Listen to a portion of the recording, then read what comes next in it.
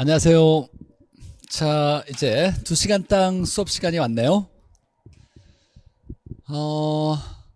자, 2시간 땅 이제 4주차 지난주에 공부했던 거 복습 정리 잠깐 해보고 오늘 5주차 투자론부터 이제 나가게 될 건데, 자, 지난 시간에 배웠던 것 중에 가장 중요했던 거였어요. 시장론에서 레일리의 소매인력 법칙 계산 문제가 있었는데, 이 계산 문제를 어떻게 풀었는지 다시 한번 복습 정리를 해보면, 자, 레일리는 두 개의 도시에서 가운데 있는 소비자가 어느 도시 쪽으로 몇 명이 와서 구매 활동을 할 거냐, 이걸 정하는 거였는데, 자, 첫 번째 어떤 A 도시와 B 도시가 있다고 했을 때, 예를 들면 자, A 도시와 B 도시가 있다고 했을 때, 자, 여기가 A 도시고 여기가 B 도시라고 했을 때, 여기에 C 도시에 소비자가 있다고 해보죠. 그럼 이 거리가 있을 거고, A 도시의 크기, 이 거리가 있을 거고, B의 크기가 있을 건데, 여기는 소비자가 이쪽으로 몇 명 가서 소비 활동을 할 거냐, 이거 정하는 거였는데, 자, 두 도시의 유인력을 계산해요. 이때 유인력을 계산하는 것이 이 식이 중요했는데 뭐였냐면, 거리의 제곱분의 도시의 크기, 이렇게 정해서 A의 유인력과 B의 유인력을 구하는 거죠. 자, A 유인력이 만약에 구해보니까 30이고 B의 유인력이 구해보니까 20이라고 한다면, 자, A의 유입 비율을 구해요. 이 A의 유입 비율은 전체 유인력에 대한 A 유인력의 비율이니까, 전체 유인력은 A와 B의 전체 유인력이 50, 그리고 A가 30이니까 50분의 30 하면 0.6만큼 끌어온다는 거죠. 이걸 퍼센트로 몇 퍼센트 비율이냐 그러면 60%라고 100을 곱해주면 될 거고, 자, A로 끌려오는 인구수는 어떻게 되냐, 이 0.6에다가 뭘 곱하냐면, 이 C에 있는 소비자가 만약에 200명이 있더라. 200명 중에 0.6에 해당되는 비율이 얼마냐, 60%에 해당되는 게 얼마냐 그러면 200명을 곱하면 되겠죠. 0.6에다가 200명을 곱하면 120명이 A로 끌려올 거다, 이렇게 계산하는 거. 자, 이 순서대로 한번 정리를 하면서 연습을 해달라고 제가 말씀드렸었죠. 자, 첫 번째는 유인력을 각각 구한다. 거리의 크기분의, 거리의 제곱분의 도시의 크기, 거리 제곱분의 도시의 크기. 자, 두 번째는 자, A의 유입 비율, 전체 유인력에 대한 A의 유인력의 비율을 구하고, 이 비율에다가 소비자 수를 곱하게 되면 끌려오는 인구 수를 계산할 수 있더라. 자, 그 다음에 두 번째, 컨버스의 분기점 이론이라는 게 있는데, 자, 컨버스는 소매인력 법칙, 즉 레일리의 소매인력 법칙을 수정해서, 즉 분기점, 유인력이 똑같은 경계가 있더라, 이 경계를 구분하는 이론이었죠. 자, 소매인력 법칙을 이걸 분기점 이론이라고 하는데, 컨버스의 분기점 이론은 가장 중요한 건 유인력이 똑같은 분기점, 경계를 계산할 때, 분기점은 큰 도시가 있고 작은 도시가 있을 때, 자, 어느 도시 쪽에 있냐면 작은 도시 쪽에 있다가 중요한 거였죠. 분기점은 작은 도시 쪽에 위치한다, 이걸 기억해야 된다 그랬고, 자, 두 번째 이제 공공재라는 걸 배웠는데, 시장 실패의 원인이 되는 대표적인 원인을 4가지로 배웠어요. 우리가 외공불비, 외부효과, 공공재, 불안정 경제, 그 다음에 정부의 비대칭성, 이렇게 4가지를 배웠는데, 자, 첫 번째 공공재는, 자, 2가지 중요한 성질이 있다 그랬죠. 자, 경쟁하지 않는 성질을 비경합성이 있고, 무료로 돈을 안 낸 사람도 배제시키지 못한다 그래서 이걸 비배제성이 있더라. 자, 이렇게 2가지 성질이 있어서 공짜로 이용만 하려는 현상이 나타나서 시장에 생산을 맡겼더니 많이 안 만들어지더라. 과소 생산되더라. 필요한 건데 많이 안 만들어지니까 누가 주로 만든다? 정부가 주로 세금이나 기금을 통해서 만드는 재화, 공공이 사용하는 재화를 공공재라고 하더라. 물론 여기서 정부만 만드는 건 아니라 그랬어요. 주로 정부가 만드는 거지, 정부만 만드는 건 아니다. 자, 그 다음에 이제 외부효과. 외부효과의 정의는 경제활동이 당사자 간에 영향을 주는 것이 아니라 당사자가 아닌 제3자에게 영향을 주고 의도하지 않았어요. 그리고 영향을 줬음에도 보상이나 대가가 지불되지 않는 현상을 외부효과라 그랬죠. 자, 외부효과는 돈거래가 없어요. 보상이나 대가가 없다 보니까 시장을 통하지 않았다, 시장을 통하지 않고 영향을 주는 효과를 외부효과라 그랬고, 자, 좋은 영향을 주는 걸 정의 외부 효과, 나쁜 영향을 주는 걸 부의 외부 효과라 그랬죠. 정의 외부 효과를 이렇게도 표현했어요. 외부 경제다. 외부 경제. 그 다음에 나쁜 영향을 주는 것을 외부 불경제 이렇게 표현했고, 자, 정의 외부 효과를 내 돈 들여 사회가 좋다. 생산 측면에서는 비용을 보고 소비 측면에서는 편익을 보는데 내 돈 들여 사회가 좋으니까 개인의 비용을 많이 들여서 사회가 좋더라. 그래서 사적 비용이 크고 사회적 편익이 크더라. 자, 부의 외부 효과는 반대로 우리가 이해한다 그랬죠. 자, 사회적 비용을 많이 들여서 개인의 편익이 크다라고. 자, 좋은 영향을 주는데 시장의 생산을 맡겼더니 많이 안 만들어지는 문제가 생겨서 정부가 개입해서 생산을 많이 만들려고 증가시키려고 유도 정책을 펼치고, 나쁜 영향을 주는데 시장에 맡겼더니 너무 과다하게 생산돼서 문제가 되니까 정부가 생산을 줄이는 정책으로 시장에 개입하더라.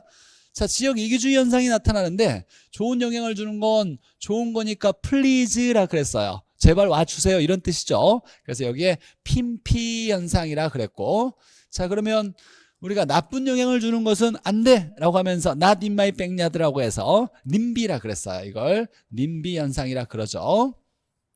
자, 님비나 핀피는 꼭 기억해둬야 될 상식적인 시사적인 용어니까 우리가 좋은 건 플리즈, 핀피, 나쁜 건 안 돼, 님비 이렇게 정의했다는 거. 자, 정부의 시장 개입 이거 꼭 외워둬야죠. 시험 문제 매년 거의 나온다 그랬고요. 자, 직접 개입은 정부가 수요자, 공급자 역할을 직접 하거나 가격을 직접 통제하는 것을 이걸 직접 개입이라 그래요.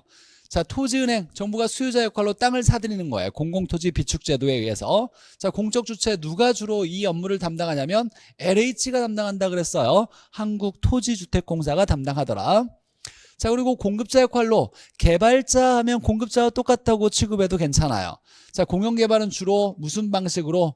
수용 방식으로 땅을 사들여서 정부가 개발하는데 주로 공공임대주택을 공급하는 경우에 공영개발이 이루어지고, 하나의 큰 도시를 개발할 수도 있다 그랬어요.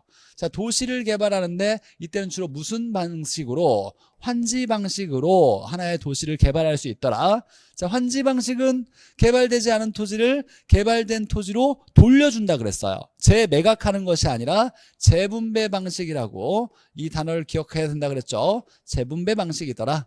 자, 그리고 가격을 직접 정부가 통제하는 거, 임대료도 규제할 수 있고 분양가도 규제할 수 있겠죠. 이건 직접 개입. 자, 간접 개입에는 우리가 암기했던 것이 개발 보조금 정보 이렇게 외웠어요.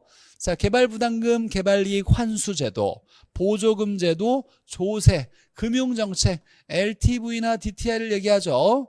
LTV, DTI가 높아지면 대출금을 많이 빌려주고 규제가 완화됐다고 얘기하고, LTV, DTI가 낮아지면 대출금이 줄어들면서 규제가 강화되었다고 얘기하죠.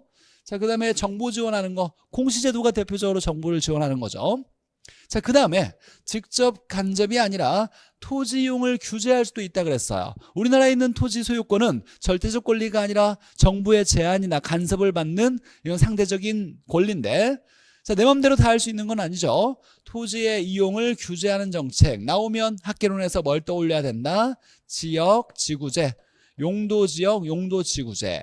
근데 얘가 단점이 있었어요. 단점이 뭐냐면 개발지역과 개발하지 못하게 하는 지역에 이렇게 차별을 두고서 개발하지 못하게 하고 보상을 안 해주는 거예요. 그러면 지역 간의 토지 소유자의 형평성에 문제가 만들어지겠죠. 지역 간의 형평성 문제가 발생해서 이걸 해결하기 위해서 뭘 만들었냐면 개발권 양도제를 실시하려 했으나 우리나라에서는 아직 한 번도 실시된 적이 없는 미실시 제도다. 자, 그래서 개발권 양도제는 언제나 지역지구제랑 같이 다녀야 된다고 했었죠. 자, 지역지구제는 토지이용 규제의 대표적인 나라 정책. 지역지구제의 단점을 보완하기 위해서 지역 간의 형평성 문제를 해결하기 위해서 만들었던 제도가 개발권 양도제 이렇게. 자, 근데 개발권 양도제는 중요한 것이 아직 한 번도 실시된 적이 없더라. 이렇게 정리하면 되겠고. 자, 여기까지 지난 시간에 배웠고, 자, 이번 시간에는 5주차 2시간 합격당. 자, 어떤 거냐면 개발권 양도제부터 한번 보죠. 개발권 양도제. 자, 일단 개발권 양도제의 가장 중요한 내용은 지역지구제를 이걸 보완하기 위한 보완 정책이더라 라는 거예요. 개발권이라는 것이 있는데 이걸 양도하게 하는 제도라는 거예요. 자, 지역지구제는 토지의 이용을 규제하는 거죠. 대표적인 토지 이용 규제 정책인데, 자, 개발지역과 개발하지 못하게 하는 지역을 딱 구분해 놓고 여기에 보상을 따로 안 해주는 거예요. 그럼 지역 간의 형평성에 문제가 발생하니까 이걸 보완하기 위해서 개발권 양도제를 만들어 놓은 거예요. 어떤 내용인지, 자, 이 내용들은 암기하는 게 아니라 이해를 하면 자연스럽게 해결될 수 있는 내용이니까 먼저 개발권 양도제 먼저 이해해 보도록 할게요.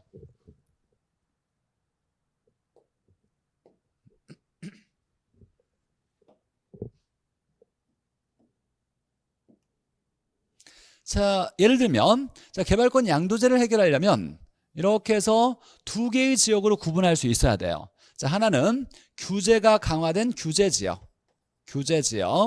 자, 그 다음에 이 지역은 개발할 수 있는 지역, 개발지역. 이렇게 두 개의 지역으로 구분을 해놓고 봐야 돼요. 자, 여기는 규제가 강화된 지역이고 개발할 수 있는 지역이에요. 여기는 개발하지 못하게 하는 지역이죠.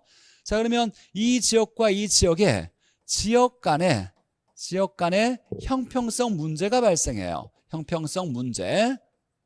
자, 이렇게 규제지역과 개발지역으로 구분하는 것은 지역지구제의 내용을 보는 거예요. 자, 지역지구제의 문제가 지역 간의 형평성 문제가 발생한다. 보상을 안 해주니까 이 토지 소유자의 손실이 발생해요. 손해가 발생한다. 자, 우리가 규제지역을 뭐라고도 하냐면 개발하지 마라. 그렇다는 얘기는 그대로 보존해라 라는 얘기가 똑같아요. 그래서 규제지역을 보전지역이라고도 해요. 보전지역. 자, 예를 들면, 자, 각각 지역에 5층짜리 건물을 지을 수가 있었는데, 자, 5층까지 지을 수 있었다고 해보죠. 우리가 건물을 높게 지을 수 있는 건 용적률과 관련돼 있어요. 용적률. 자, 5층까지 지을 수 있었는데 갑자기 정부가 여기 규제를 했어요. 그래서 야, 너네는 1층까지만 개발하고 그 이상 건물을 지으면 안 돼 라고 해서 4개 층의 건물을 짓지 못하고 못하도록 규제를 하고 있어요. 자, 그러면 이 토지 소유자는 손해를 입겠죠. 자, 대신에 정부가 야, 그러면 이렇게 지역 간의 형평성에 문제가 발생하니까 건물을 4개 층을 못 짓게 한 만큼의 하나의 권리를 줄게. 이 부여된 권리를 개발권이라 그래요. 개발권, 소유권이 아니라 이 토지 소유자가 소유권은 가지고 있는 거고 별개의 권리를 떼어내서 하나 만들어 놓은 거예요. 개발권. 그래서 이건 민법에서 배우는 게 아니라 정부에서 하나 지역지구제의 단점을 보완하기 위해서 만든 새로운 권리라고 생각하시면 돼요. 용적률에 해당되는 거예요. 야, 4개 층 못 지었으니까 4개 층을 더 지을 수 있을 만큼의 용적률에 해당되는 개발권을 부여해 줄게. 개발권을 부여해 주었어요. 자, 그러면 4개 층에 해당되는 개발권을 줄 테니 이 개발권을 이쪽 지역에 팔아라 라는 거예요. 그래서 개발권을 양도해라.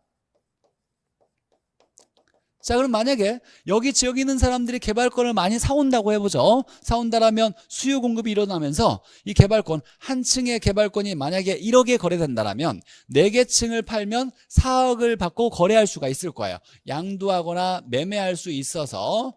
자, 그러면 개발권을 한 층에 1억씩 팔았다면 4억을 보상받게 되는 거죠. 이걸 통해서 보상이 이루어지는 것을 이걸 개발권 양도제라 그래요. 자, 그러면 보상이 이루어졌는데 우리가 이제 이 보상을 정부가 돈을 들여서 보상을 해준 것이 아니라 개발권을 거래해서, 즉 돈 주고 사고 팔고 한 거죠. 돈 거래를 통해서 보상이 이루어졌으니까 이걸 우리가 뭐라고 해석하냐면 이걸 시장을 통해서 보상이 이루어졌다라고 얘기해요. 시장을 통해서 보상이 이루어진다는 장점을 가지고 있는 것을 개발권 양도제라 그래요.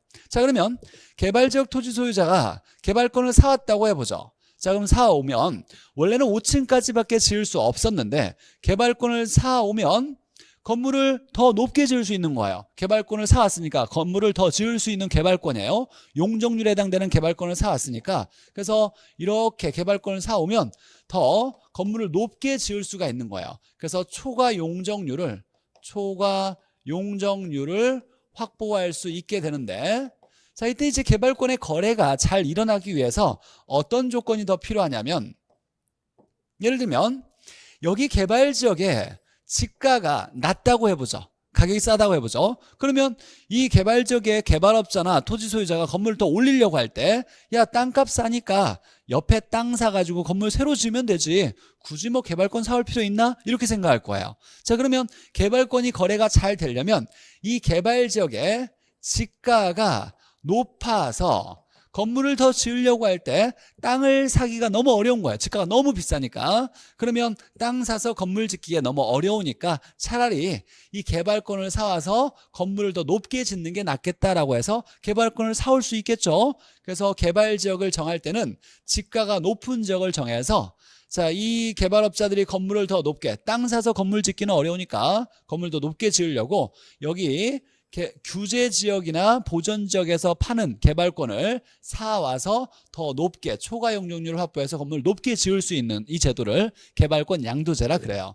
자, 이걸 개발권 양도제라고 하고, 가장 중요한 내용은, 자, 이렇게 지역지구제의 단점, 이 단점이죠. 이 단점을 보완하기 위해서 실시하려고 했으나 아직 한 번도 우리나라에서 실시된 적이 없는 미실시 제도다.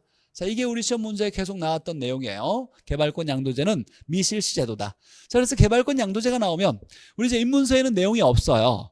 어려운 내용이 아니니까 지역지구제가 나오면 개발권 양도제가 항상 따라다니고, 앞으로 계속 개발권 양도제 이런 단어가 나올 거예요.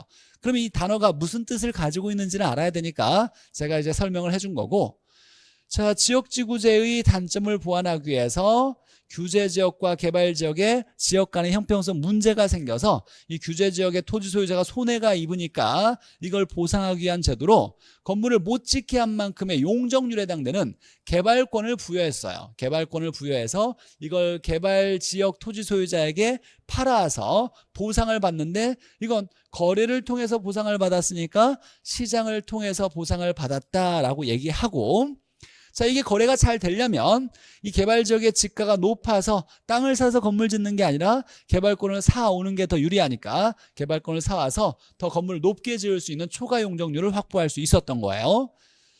자, 그런데 이 제도는 실시된 적이 아직 없는 제도다. 자, 그러면 여기서 이제 문제, 개발권의 공급자 역할은 누가 할까요? 규제지역 토지 소유자예요? 개발지역 토지 소유자예요? 자, 개발권을 팔아야 공급자가 되겠죠.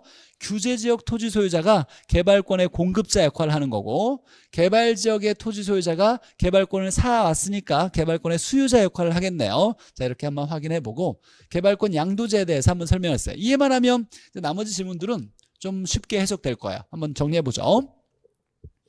자, 보전지역에 규제지역이라고도 해요. 자, 그러면 이 단어를 알아둬야죠. 규제지역과 보전지역은 규제가 강화된 지역에 토지 소유자가 손해를 입어요. 정부가 개발하지 말라고 했으니까 손해를 입는데 정부가 보상을 따로 안 해줘요. 대신에 소유권과 개발권을 분리하여 개발권을 하나 떼어내서 개발권을 보전지역 또는 규제지역 토지 소유자에게 개발권을 부여했대요. 그래서 보전지역 토지 소유자에게 소유권과 별개의 하나의 권리, 개발권을 떼어내서 규제지역 토지 소유자에게 줬어요. 자, 그래서 이걸 파는 거죠. 누구한테? 개발지역 토지 소유자에게. 그러면 개발지역 토지 소유자나 개발업자는 개발권을 샀어요. 매수한 개발권으로 용적률을 더 높일 수 있으니까 초과 용적률을 확보할 수 있어서 건물을 더 높게 지을 수 있었던 거고, 자, 그러면 정부 재정을 들이지 않고 정부가 돈 쓰지 않고 거래를 통해서 보상이 이루어졌으니까 이걸 시장을 통해서 보상이 이루어진다는 장점이 있더라. 이게 중요한 거죠. 시장을 통해서 보상이 이루어졌다는 장점이 있다. 자, 그 다음에 가장 중요한 건 사실 아직 우리나라에서는 한 번도 실시된 적이 없는 미실시 중인 제도다. 실시된 적이 없었던 제도예요. 그래서 현재 시행되고 있지 않는 제도에 해당된다. 자, 가장 중요한 건 개발권 양도제는 뭐랑 같이 다녀야 된다? 지역지구제랑 같이 다녀야 된다. 이게 중요한 거고, 지역지구제의 단점을 보완하기 위해서 개발권 양도제가 나타난 거죠. 자, 두 번째는 소유권과 별개의 용적률에 해당되는, 용적률, 건물도 높게 지을 수 있는 권리인 용적률에 해당되는 개발권을 부여해서 이 개발권을 거래해서 시장을 통해서 보상이 이루어진다는 장점을 가지고 있고 한 번도 실시된 적이 없는 제도다. 자, 여기까지만 딱 정리하면 앞으로 이제 개발권 양도제 문제가 나오면 쉽게 해결할 수 있을 거예요. 자, 이 예를 바탕으로 해서 이 지문들을 한번 살펴보시면 될 거고, 자, 그 다음에 이제 지금 이제 연속 3년째 나오고 있는 문제인데 이게 좀 학계론의 트렌드처럼 유행처럼 계속 나오고 있어요. 내년까지 32회까지 나올지는 저도 장담을 못 하겠어요. 근데 계속 나왔으니까 우리가 좀 이걸 기억해 놔야죠. 우리 학계론에서는 이렇게 세 가지가 나왔고, 이건 감정평가사에도 부동산 학계론 원론인 시험이 있어요. 과목이 있는데 감정평가사에서 나왔던 제도예요. 자, 타이틀은 현재 우리 법령에서 시행되고 있지 않는 제도, 시행되고 있지 않는 제도가 뭐냐 이거. 무수히 많이 있을 거예요. 폐지된 제도가 한두 가지가 아닐 텐데, 이게 계속 나왔으니까 우리 기준은 시험 문제 나왔던 것만은 다시 나오면 틀리지 않는다. 이걸 목표로 삼아서 시험에 나왔던 것만 한번 정리해보면, 첫 번째, 자, 개발권 양도제는 지역지구제의 단점을 보완하기 위해서 실시하려고 했으나 폐지되지는 않았어요. 현재 있는데 한 번도 실시된 적이 없으니까 시행되고 있지 않는 제도에 속한 거고, 자, 그 다음에 택지 소유 상한제, 택지의 소유를 상한을 두겠다라고 하는 제도인데, 옛날에 이제 이런 게 있었어요. 6대 도시, 대도시에 해당되는 택지를, 자, 택지라고 하면 건물 지을 수 있는 토지를 택지라 그래요. 이 택지에 대한 소유를 한 가구당 200평까지만 소유하고 그 이상 소유하면 안 된다. 이렇게 이제 제한을 둔 제도가 있었는데, 개인 권리 너무 침해하는 거 아니냐, 한 가구당 200평까지만 소유하고 그 이상 소유하면 안 된다라고 했으니까 너무 개인 권리 침해한다고 해서 폐지됐고, 토지에 대한 초과 이득, 토지에 대한 이득이 있다라면 세금을 물리겠다라는 제도인데, 자, 우리가 이제 토지를 내가 가지고 있다고 해보죠. 5억짜리를 토지를 가지고 있는데 내가 팔진 않았어요. 그냥 가지고만 있어요. 가지고 있는데 좀 지가가 올랐어요. 5억짜리가 6억으로 올랐대요. 1억이 올랐어요. 1년 동안에. 그러면 정부에서 야, 지가가 1억 올랐으니까 이거에 대한 50%를 세금을 내야 돼 라고 얘기하는 거예요.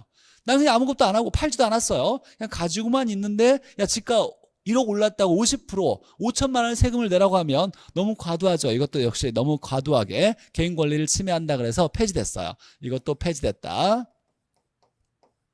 자, 이 두 개도 폐지됐는데, 자, 공안지세는, 자, 공안지의 세금을 많이 물리겠다. 자, 공안지라고 한다라면 우리가 이제 이번에 배울 때 총론을 배우지 않고 경제로, 총론에서 토지의 분류를 배우지 않고 이제 기본적인 정리한 다음에 경제로 넘어왔는데, 토지를 분류하다 보면 공안지라는 게 있어요. 뭐냐면 도시 토지 중에서 이용을 하지 않고 방치한 토지, 이렇게 비워둔 토지를 공안지라 그래요.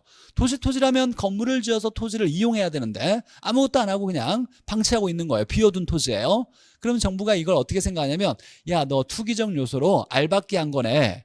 너 이용도, 건물 지어서 이용도 안 하고 사놓고 지가 상승만 기대하고 있네. 그러면 세금 물리겠어. 이렇게 과도한 세금을 물렸던 제도가 공안지세. 근데 이걸 실시하려고 했다 봤더니, 실시 잠깐 했는데 너무나 난개발이 일어나는 거야. 건물 안 지면 정부가 세금을 어마어마하게 걷어들으니까 막 가건물이나 쓸데없는 건물을 막 제멋대로 막 짓는 거예요.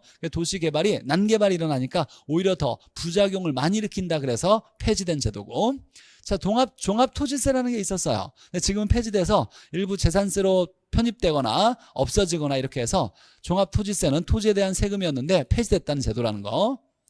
자, 그래서 총 우리가 5개를 좀 정리해야 돼요. 현재 시행되고 있지 않는 제도는 개발권 양도제, 미실시, 택지 소유 상한제, 택지 소유에 상한을 두겠다. 이거 폐지. 토지에 대한 초과 이득을 이걸 세금으로 과하게 물리겠다. 폐지. 자, 그 다음에 공안지에 대해서 세금을 물리겠다. 도시 토지 중 이용하지 않고 그냥 비워둔 토지를 공안지라 그래요. 놀리는 토지, 방치한 토지. 이거에 대해서 투기적 요소가 많으니까 세금을 물리겠다. 폐지. 종합토지세도 폐지됐어요.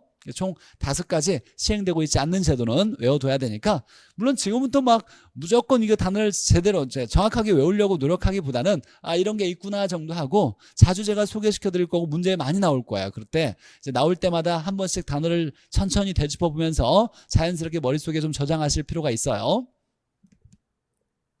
자, 그럼 이제 오늘 투자론 이제 나갈 텐데, 학계론에서 가장 중요한 단원이 뭐냐 그러면 투자론이죠. 투자론이 가장 중요하고, 또 그리고 학계론에서 가장 어려운 단원이 뭐냐 그러면 투자론이에요. 학계론에서 가장 시험 문제가 많이 나오는 단원이 뭐냐 그러면 투자론이에요. 그러니까 투자론이 사실 굉장히 비중도 크게 차지하고 좀 어렵게 느껴질 수도 있어요.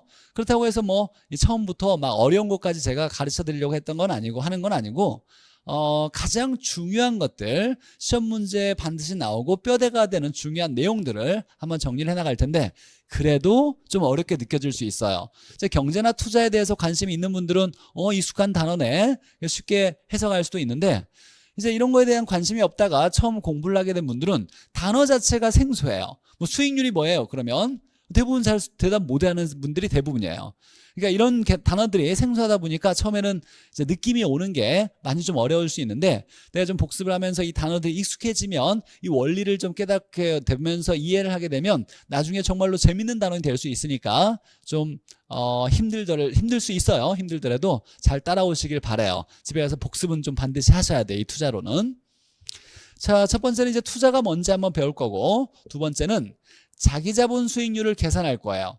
자기 자본이라고 한다면 내 돈을 얘기하는 거예요. 자기 지자 한자가 있죠. 자기 자본 수익률을 지분 수익률이라고도 해요. 이걸 한번 계산을 해볼 거고, 계산 문제가 3년에 한 번꼴로 계속 출제가 되니까 나오면 우리가 반드시 맞아야 되는 계산 문제 중에 하나예요. 자, 자기 자본 수익률, 다른 말로 지분 수익률을 계산하는 거. 자, 그 다음에 수익률의 종류가 있는데, 우리 이제 어떤 수익률을 배울 거냐면 기대하는 수익률과 요구하는 수익률, 이 두 개를 배울 거야. 이 두 개를 배워서 이 수익률을 바탕으로 해서 수익률에 의해서 어떻게 투자를 결정하는지, 투자를 할 건지 말 건지 결정하는 거, 투자 결정. 이 투자 결정을 의사결정이라고 그래요. 투자 판단, 투자 결정, 의사결정. 우리가 의사라고 한다면 행동을 할 생각을 의사라 그래요. 그래서 의사를 결정한다. 학계론에서 중요한 의사결정이 세 가지가 있는데, 투자를 할지 말지 결정하는 거, 금융, 자금을 조달하는 걸 금융이라 하죠. 금융을, 대출을, 가장 대표적인 금융의 예가 대출이 있죠. 대출을 할지 말지 결정하는 거. 그 다음에 마지막에 7단원에 개발을 할지 말지 결정하는 거. 이게 가장 대표적인 의사결정이에요. 투자 결정, 금융 결정, 개발 결정. 자, 가장 대표적인 의사결정이라고 한다면 역시 셋 중에서 가장 중요한 투자 결정이 될 거고, 자, 그 다음에 이 기대 수익률을 배웠는데, 이 기대 수익률을 어떻게 계산할 건지, 왜 이렇게 계산하는 건지 계산 문제를 볼 거고, 자, 아무래도 오늘은 아마도 여기까지 나가게 될 것 같아요. 자, 화폐의 시간 가치를 계산할 거예요. 화폐는 시간에 따라서 가치가 달라지죠. 현재 1억과 1년 후에 1억 중에 누가 크다? 어떤 가치가 더 크다? 현재 1억의 가치가 더 클 거예요. 왜냐면 우리 이제 학계론의 이제 합리적인 경제인 투자자라고 생각한다면 1억을 그냥 투자를 한다면 위험하지 않고 투자한다는 건 은행에 맡기는 거예요. 은행에 맡기면 이자가 붙겠죠. 그러면 1억이 1년 후가 되면 1억보다 큰 금액이 될 거예요. 그래서 현재 1억과 1년 후는 이자가 붙은 금액과 똑같은 값어치를 갖는 거지, 현재 1억과 1년 후에 1억은 똑같은 값어치가 아니에요. 현재 1억이 크고 시간이 지나 미래가 되면 금액은 커져서 우리가 할증한다 그러고, 미래를 현재로 당겨오면 금액이 작아지니까 할인한다, 작아지는 걸 할인이라 그러죠. 이렇게 할증과 할인을 통해서 시간에 따라서 화폐 가치가 달라지고, 야, 현재 1억은 1년 후에 이자율이 얼마였을 때 얼마의 가치와 똑같냐, 2년 뒤에는 얼마랑 똑같냐, 가치가, 이런 것들을 한번 따져볼 거예요. 화폐의 시행가치의 계산 문제. 자, 시험 문제 한 문제가 꼭 나오는 거고, 자, 그 다음에 아마 다음 시간쯤에 배우게 될 것 같은데, 영업에 따른 현금 흐름을 배울 거예요. 이 영업은 임대사업을 얘기하는 거예요. 임대사업. 자, 사실 우리가 부동산에 투자할 때는 자, 두 개의 소득을 얻을 수 있다 그랬어요. 이 두 가지가 뭐냐면, 자, 투자를 하면 얻을 수 있는 수익이 두 가지가 있는데, 이 두 가지 굉장히 중요하죠. 자, 임대료 수입에 해당되는 수입이 있고, 내가 가지고 있을 때 임대해주고 임대료 벌 수 있죠. 자, 그 다음에 시간이 지나면 부동산의 가치가 변할 거예요. 가치가 올라가면 또 수익을 얻을 수가 있어요. 가치 상승분에 따른 수익을 얻을 수 있는데, 임대료 수입을 우리가 뭐라고 했냐면 소득 이득이라 했고, 가치 상승분에 따른 이득을 우리가 자본 이득이라 했어요. 굉장히 중요한 거니까, 자, 머릿속에 당연하게 이제 머릿속에 개념이 잡혀져 있어야 돼요. 부동산에 투자하면 임대료 수입에 따른 소득 이득과 가치가 올라간 만큼의 자본 이득, 물론 이걸 우리가 양도 차익, 매매 차익이라고도 해요. 일상적으로 양도 차익에 해당되는 소득을 얻을 수 있다, 수입을. 자, 예를 들면 내가 부동산에 투자했는데 5억을 주고 투자했어요. 근데 1년 동안 임대료 수입이 3천만 원 나왔어요. 이건 임대료 수입이니까 소득이득이고 5억 주고 투자했는데 1년 후에 봤더니 6억 정도로 가치가 올라갔어요. 1억이. 이 1억은 5억짜리가 1억이 올라서 6억이 됐다라면 1억의 가치 상승분에 해당되는 건 자본이득이라 그래요. 두 개를 얻을 수가 있겠죠. 임대료 수익 3천만 원과 가치 올라간 1억까지 해서 1억 3천만 원이 총 수익이 되겠네요. 자, 이때 임대료 수입, 임대 사업을 이걸 영업한다라고 표현하는 거예요. 그러면 영업 현금 흐름은 영업에 따른 돈의 흐름을 얘기하는데, 자, 임대 사업을 영업이라고 표현하니까 임대료에 돈에 흘러가는 걸 보는 것을 영업 현금 흐름이라 그래요. 임대료에 돈의 흐름은 또 뭘 의미하냐? 돈의 현금 수지를 얘기해요. 수입과 지출을 수지라고 하죠. 그래서 임대료 수입이 들어오고 나가는 돈의 흐름을 이걸 영업 현금 흐름이라 그래요. 임대료 수입의 돈의 흐름을 얘기하는 거예요. 자, 투자론에서 가장 중요한 게 뭐냐 그러면 얘예요. 예. 영업 현금 흐름. 암기할 게 좀 많이 있어요. 꼭 암기해야 될 거고 다음 시간에 같이 서로 되뇌이면서 암기를 좀 할 거예요. 자, 그리고 여러 가지 비율. 자, 예를 들면 대부 비율, 부채 비율, 부채 감당률 여러 가지 뭐분의 뭐라고 하는 비율, 중요한 비율들을 바탕으로 이제 투자 판단을 하는 자료로 사용될 텐데 어떤 비율이 있는지 몇 가지를 한번 중요한 걸 따져볼 거예요. 자, 이렇게 해서 투자론은 이렇게 배울 거고, 자, 그러면 이제 첫 번째 투자가 뭔지 한번 보죠. 투자가. 자, 우리가 투자라고 한다면 부동산을 사는 걸 얘기해요. 부동산을 사는데 그냥 살까요? 뭔가를 기대하죠. 뭘 기대하냐면 수익을 기대하고 부동산을 사는 거예요. 자, 근데 수익은 내 부동산을 살 때 현재 내 돈은 확실하게 딱 지출이 되지만 수익은 지금 발생하는 게 아니라 언제 발생한다? 미래에 발생해요. 장래, 미래에 발생하는 수익을 기대하고 내가 현재 돈을 지출하는 것을 투자라 그래요. 부동산을 사면서 돈을 지출하는 거죠.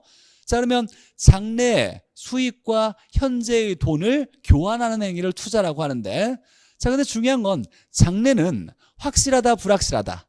불확실해요. 내가 100% 이럴 거다라고 예상했지만 꼭 100% 그렇게 될 수가 없어요. 이럴 수도 있고 저럴 수도 있고 여러 가지 다양하게 존재할 수 있겠죠. 예상하기가 어려워요. 예상을 했지만 그 예상대로 일어날 확률이 100%가 될 수가 없어요. 그래서 이럴 수도 있고 저럴 수도 있고 뭔가 좀 다양한 경우의 수가 생기다 보니까 확실하지 않더라라는 거예요. 미래는 불확실한 거예요. 자, 그러면 한번 정리해보면 투자는 수익을 목적으로 해서 부동산에 현재 자금을 투입하는 행위인데, 자, 수익은 언제 발생한다? 장래에 발생한다. 얘가 굉장히 중요한 표현이에요. 얘를 이해해야 투자에 대해서 해석이 시작되는 거예요.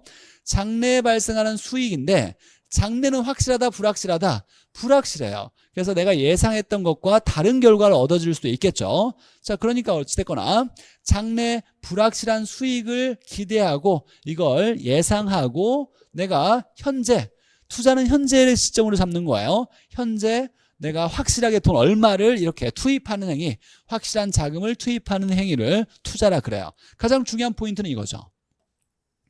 수익을 기대하는데 이 수익은 장래 발생하니까 확실하다, 불확실하다? 불확실하다, 불확실한 수익을 기대하고 투자하는 거다. 자, 그러면 이제 투자에 따른 위험이 있는데 우리가, 자, 투자에 따른 위험을 어떻게 보냐면 투자의 수익은 항상 장래에 발생하더라, 미래에 발생한다. 근데 미래는 확실하다, 불확실하다? 불확실하다 그랬어요. 자, 그러면 예상을 했는데 예상을 했던 수익을 기대 수익이라 그래요. 기대 수익과 실제 실현된 결과가 일치하지 않을 수 있겠죠. 일치하지 않을 가능성, 이런 것을 불확실성이라 그래요. 이 불확실성을 뭐라고 하냐면 투자에 따른 위험이라고 하더라라는 거예요. 자, 그러니까 투자에 따른 위험은 언제나 발생하겠네요. 왜? 수익을 예상했지만 이 수익은 미래에 발생하니까 미래는 확실치 않다 보니까 이럴 수도 있고 저럴 수도 있고 다양한 경우가 생길 수 있으니까 예상했던 결과와 똑같이 생기지 않을 수 있을 거예요. 그러니까 투자에 따른 위험은 항상 존재하는 거죠. 그래서 앞으로 이제 우리가 투자론에서 불확실성 이렇게 얘기하면 미래에 대한 불확실성이니까 이걸 뭘 얘기하냐면 위험을 얘기하더라. 투자의 위험을 얘기하는 걸 불확실성이라고 그래요. 자, 그러면 우리가 이제 나중에 이제 투자에 따른 위험을 해석할 때 좀 더 깊은 내용까지 이해를 하려면 이걸 우리가 알아야 되는데, 투자했을 때 위험하다는 건 돈을 많이 벌면 위험하지 않고 돈을 조금 벌면 위험한 거냐, 이렇게 해석하지 않아요. 투자에 따른 위험은 내가 투자하기 전에 예상했던 수익률이 10%라면 10% 그대로 달성되면 이건 전혀 위험하지 않은 거예요. 기대했던 것과 똑같이 결과가 나왔다라면 전혀 위험하지 않은 거고 10%가 아니라 50%가 나왔다. 마이너스 30%가 나왔다. 기대했던 것과는 다른 결과가 나오면 이건 위험한 거야. 돈을 벌어도 더 많이 벌어도 위험한 거고 더 조금 벌어도 위험한 거예요. 그러니까 투자에서 위험하냐 위험하지 않냐는 건 기준이 내가 처음에 투자하기 전에 예상했던 수익률과 똑같은 결과가 나오면 위험하지 않았던 거고 다른 결과가 나오면 돈을 벌었건 못 벌었건 위험하다고 판단하는 거예요. 이제 좋은 방향으로 돈을 더 많이 벌 수도 있었지만 이건 내가 예상하지 못했던 거예요. 예상하지 못하면 다 위험한 걸로 판단하는 거예요. 그래서 기대했던 수익과 똑같은 결과가 나오면 위험하지 않았던 거고 다른 결과가 나오면 돈을 벌었건 못 벌었건 다른 결과가 나오면 이건 투자가 위험했다라고 판단하는 거예요. 자, 그러면 투자의 위험은 기준이 뭐다? 기준이 처음에 예상했던 수익률이에요. 예상했던 수익률과 일치되냐 일치되지 않느냐가 위험하냐 위험하지 않았다냐는 그 기준은 기대 수익률을 바탕으로 하는 거예요. 처음에 투자하기 전에 예상했던 수익률. 자, 이거죠. 장래 불확실한 수익률을 목적으로 예상을 할 텐데 이 미래 수익, 이 수익이 기준이 돼서 미래 발생할 수익을 미리 예상할 텐데 예상했던 수익과 결과가 일치하냐 일치하지 않느냐를 따지는 거예요. 이걸 투자의 위험이라고 얘기하고. 자, 이건 뭐 시험 문제 바로 나오는 건 아닌데 앞으로 우리가 이제 불확실성 나오면 위험이라고 볼 거고 수익은 언제나 장래 발생한다. 근데 장래는 확실하다 불확실하다. 불확실하다 이거 하나 해석하면 될 거고. 자, 부동산에 투자했을 때 장점과 단점이 있는데 일부 배웠던 것도 있고 우리가 당연히 알고 있는 것도 있을 거예요. 자, 시험 문제에 그냥 보너스로 나오는 질문들인데 이거 외우는 게 아니라 들어보고 당연히 부동산이 이렇지 당연하지 이렇게 해석할 수만 있으면 돼요. 그럼 이제 내용의 이 단어의 개념들을 우리가 잡아봐야 되겠죠. 자, 부동산 투자의 장점으로 첫 번째 지렛대 효과를 얻을 수가 있어요. 지렛대 효과. 지렛대를 우리가 레버리지라 그래요. 레버리지 효과. 자, 그럼 레버리지는 뭐냐면 타인 자본을 얘기하는 거예요. 즉 레버리지는 남의 돈을 얘기하는 거예요. 남의 돈. 자, 이건 우리가 정리했었는데 투자에서 가장 기본적인 용어다 보니까 이건 무조건 동의어를 우리가 알고 있어야 돼요. 자, 남의 돈은 빌린 돈이에요. 빌린 돈인데 빌린 돈은 내 돈이 아니라 타인 자본이고 이걸 두 글자로 뭐라고 하냐면 부채라 그랬어요. 부채. 자, 그리고 우리가 돈을 빌릴 때 대출한다, 같은 말로 대부한다, 융자한다, 차입한다 이렇게 표현하는데 대출 금액을 줄여서 대출금이라고 하거나 대출액이라고 해요. 자, 그러면 이게 똑같은 말이 뭐냐면 빌린 돈을 대출액, 대부액, 그 다음에 융자액, 그 다음에 차입액 이렇게 표현해요. 자, 이게 다 같은 말이에요. 이것도 모르고서 투자론을 접근하면 안 돼요. 자, 투자론에서는 다양한 표현이 사용돼요. 타인자본, 빌린 돈을 다 타인자본, 부채, 대출액, 대부액, 융자액, 차입액. 자, 꼭 암기해 놔야 되는 동의어니까. 자, 빌린 돈을 얘기해요. 이 빌린 돈을 레버리지라고 하는 거예요. 남의 돈을 활용해서 투자할 수 있더라. 이걸 레버리지 효과라 그래요. 그러면 남의 돈을 활용해서 투자하면 부채를, 남의 돈을 부채라고 하죠. 부채를 활용하여 투자하면 어떤 효과가 나타나냐면 지분 수익률이 올라가는 효과가 나타나요. 지분 수익률이 올라가는데 이런 효과를 레버리지 효과라 그래요. 내 돈만의 수익률을 지분 수익률이라 그래요. 남의 돈을 활용할수록 내 수익률이 더 올라가는 효과가 나타나는데 이걸 레버리지 효과라 그래요. 그래서 부동산 투자는 남의 돈을 활용해서 투자했을 때 내 수익률이 올라가는 효과가 발생한다. 이걸 레버리지 효과. 레버리지 효과에 대해서는 다음 순환에 1월달, 2월달 공부할 때 제가 설명해 드릴 거고. 자, 절세 효과, 세금을 줄이는 효과가 있어요.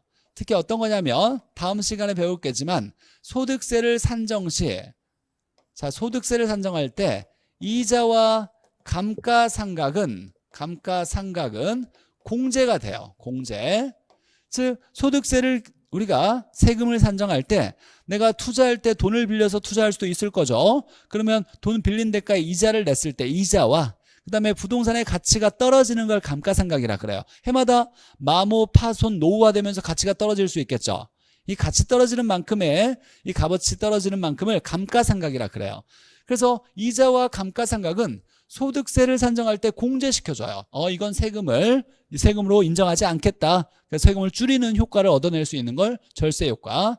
이건 소득세를 산정하는 과정을 우리가 다음 시간에 암기할 거니까 자연스럽게 왜 이자와 감가상각이 공제되는지 확인할 수 있을 거고, 어찌됐거나 부동산에 투자할 때는 세금을 줄일 수도 있더라. 자, 세 번째는 인플레이션을 방어할 수 있다. 이 방어를 우리가 해지라고 하죠. 인플레이션을 해지할 수 있다. 자, 우리가 인플레이션이 나타나면 어떤 일이 일어나냐면 화폐 가치가 떨어진다 그랬어요. 화폐 가치가 하락해요. 돈의 가치가 떨어지니까, 자, 돈의 가치가 떨어지면 현금 수입자나 현금 보유자는 손해를 보겠죠. 돈의 가치가 떨어지니까. 화폐 가치를 화폐 구매력이라고도 해요. 돈으로 구매할 수 있는 힘이 떨어진다. 근데 동시에 어떤 일이 일어나냐면 물가가 상승하는 일이 일어난다 그랬어요. 그러면 돈의 가치는 떨어지니까 현금으로 가지고 있으면 돈의 가치가 떨어지는 거예요. 대신에 이 돈을 부동산에 투자하면, 부동산은 대표적으로 실물, 물건, 자산이니까, 부동산은 실물 자산이니까 부동산의 가격이 오르는 거예요. 그러면 화폐 가치가 떨어진 거에 대해서 내가 보호받을 수 있겠죠. 방어할 수 있는 결과가 생기는 건데, 이걸 그래서 부동산에 투자하면 인플레이션을 방어할 수 있다, 해지할 수 있다. 해지가 울타리, 보호막 이런 뜻이에요. 인플레이션을 막을 수 있더라. 화폐의 구매력, 화폐 가치가 떨어지는 걸 보호할 수 있더라. 이렇게 얘기하는 거 세 번째. 네 번째는 계속 얘기했던 거, 가장 중요한 거, 부동산 투자하면 두 개의 소득을 얻을 수 있는데, 소득 이득과 자본 이득을 두 개를 누릴 수 있더라, 향유할 수 있더라. 소득 이득은 임대료 수입을 얘기하고, 자본 이득은 가치가 올라간 만큼의 가치 상승분을 얘기하는 거죠. 이 두 개의 이득을 얻을 수 있더라. 자, 저당 가치 활용할 수 있더라. 자, 저당권을 넘겨주면서 돈을 빌리기가 쉬워요. 부동산을 가지고 있으면 담보대출 많이 해주죠. 그래서 저당권 넘겨주면서 돈을 빌리는 거죠. 그래서 돈을 빌리는데 부동산을 활용하기가 용이해요. 저당 가치를 활용하기가 쉽다.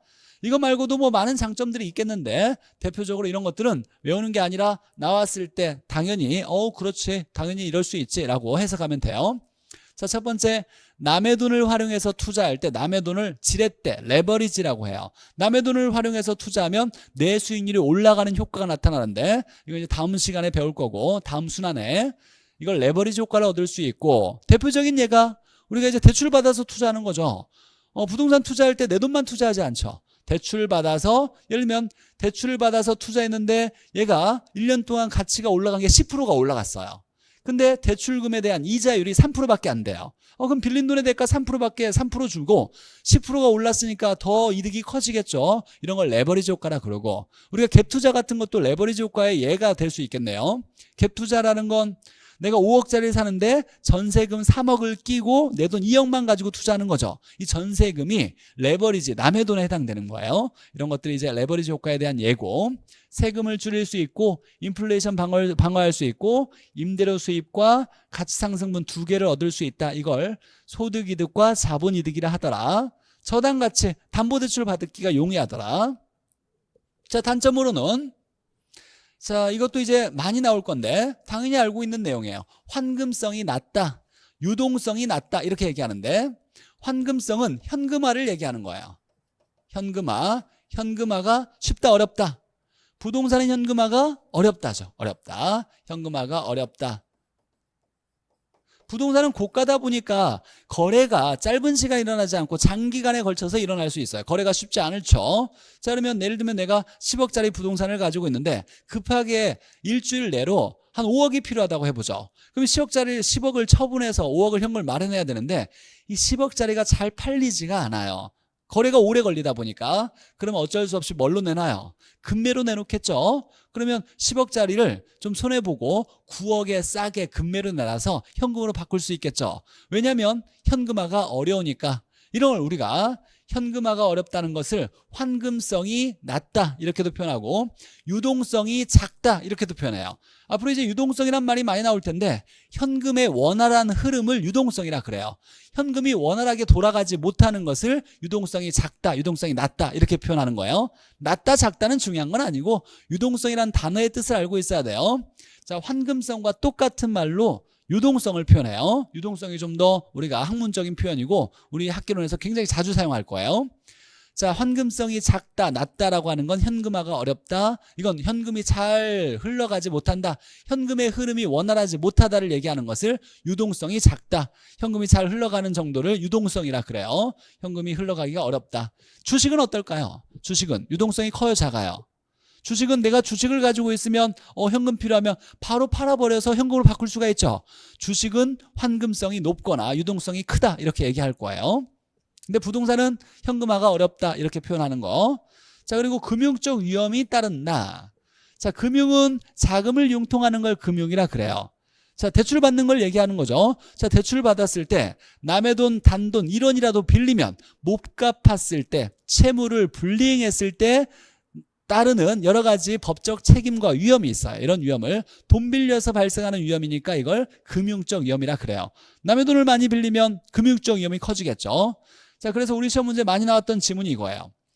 남의 돈을 많이 이용할수록 이걸 좀 더 다르게 얘기하면 부채를 많이 활용할수록 레버리지 효과는 커질 수 있어요. 남의 돈을 이용할수록 레버리지 효과가 나타나니까 남의 돈을 많이 이용할수록 부채를 많이 활용할수록 레버리지 효과는 커지지만 동시에 어떤 단점이 있냐면 금융적 위험 또한 커진다.